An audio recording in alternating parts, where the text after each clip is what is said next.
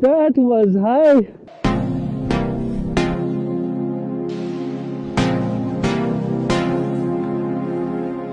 Ice sculptures, a beginner's paradise and a toboggan run. We're skiing in Jilin right here on Drone and Phone.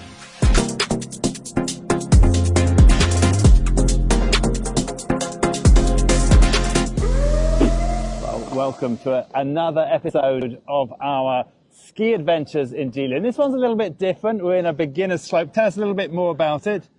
Here is Jingyue Tan Ski Resort. Well, not really resort, it's ski park. We're actually in the Jingyue Tan Country Park as well. It's small, but it's very good for beginner level. So my suggestion is if you're coming to Changchun and you're a beginner skier, that you would come to a place like this first. We've got a couple in this series that we're going to review that are close.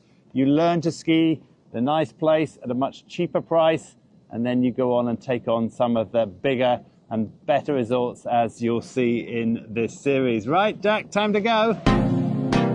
Nestled in northeast China, Jilin province has become one of China's top ski destinations. It's cold, but not as cold as Heilongjiang, easier to get to than Xinjiang, and has more reliable snowfall than Chongli, making it a great all-round bet for skiing in China. There are many great resorts spread throughout the province, all with distinct advantages, so for this series we've chosen 5 to see for ourselves how they stack up and who they are best suited for. For our second episode, we take a 30-minute drive from Chongqing Airport to the gates of the Jingyue Tan National Scenic Area, where you have to leave the car, buy a ticket for the scenic park and skiing, and then pick up a bus that will take you around the frozen lake to the ski resort. Once there, it is quick to pick up your gear and out the door straight onto the first lift. So we've already found this resort to be a bit different from others in that there is a separation between the intermediate slopes and the beginner slopes. Now the real upside of a place like this is that it is close to the city, therefore you can use the city hotels, which are much cheaper, many more food options, other things to do if you have other people in the party, and it's very cheap. So if you are learning to ski, starting in a place like this will give you a great price advantage in that you can ski just for 100 yuan a day here. You can do your first couple of days, get from the beginner slope onto an intermediate slope like this, feel confident before you go to Lake Songhua or Beidalu or any of the others bigger ski slopes. So a great place to come and start before you go further if you are just starting out as a skier. We started at the intermediate slope, which is essentially an 800-metre run that is nicely groomed and steep enough to practice your carving skills. Perfect for a 3-hour warm-up session before heading off to one of the bigger resorts. So if you are learning to ski, I really can't think of any place better than this. It's almost the perfect gradient for your next step after you've done the very simple slopes. There's crash mats either side, it's fenced off so it's nice and safe, wide piste and very even snow. So a great place to learn. If you're an experienced skier like me and Jack, you're going to find it pretty frustrating after a couple of runs. There's only a carpet lift coming up, so it's taking a long time to get up. Once we get down to the bottom, we can see that there are chairlifts here, but they're not in operation at the moment. The full 800-metre run is split into 2, 500 metres of an intermediate run and 300 metres of a beginner run that you can combine with one long run or come off halfway through. So just to quickly explain, this is the blue run. This is, I would say, about 500 metres or so, and then behind me here, the extra 300 metres is, you can see it behind me. Oops, let's go this way. Jack's there. That is the green run, nice and easy. So you have them combined. You can come off at the end of this one that we've been doing, so you're not having to spend too long getting back up and trying again. But yeah, it's a great place to learn. The resort has a strange setup in that there is an area dedicated to beginner ski lessons.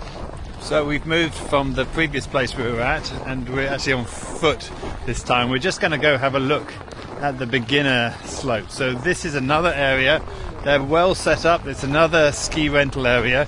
You can't ski between the two. You're going to need to get a bus or a car that's going to drive you from one to the other. But here it's specially set up for teaching people from the very start. So we've got beginner slopes, beginner easy equipment, and everything is nice and gentle to accommodate those first few days getting used to being on skis.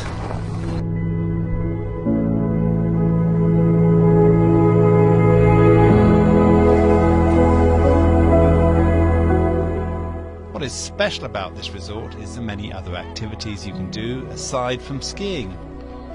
So I noticed here at the top of the ski slope there's a forest walk.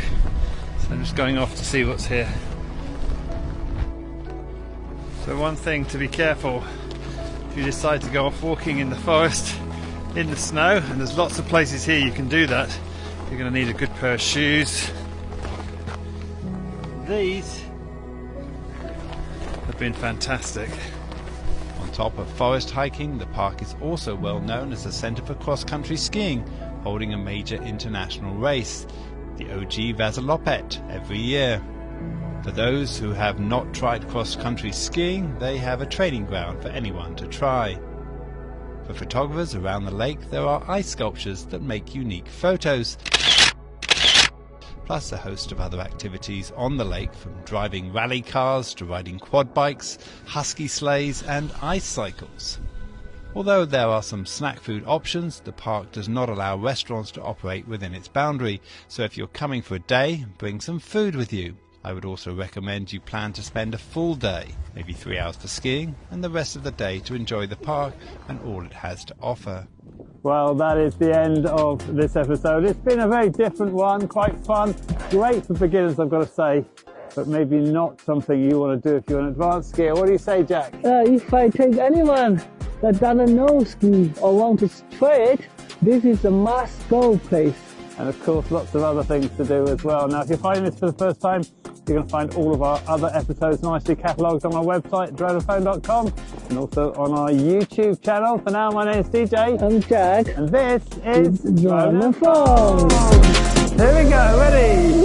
And whoopah! Whoopah! Whoopah!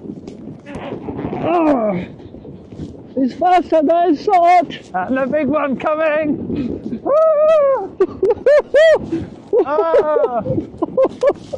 My God! That was high. That was really high.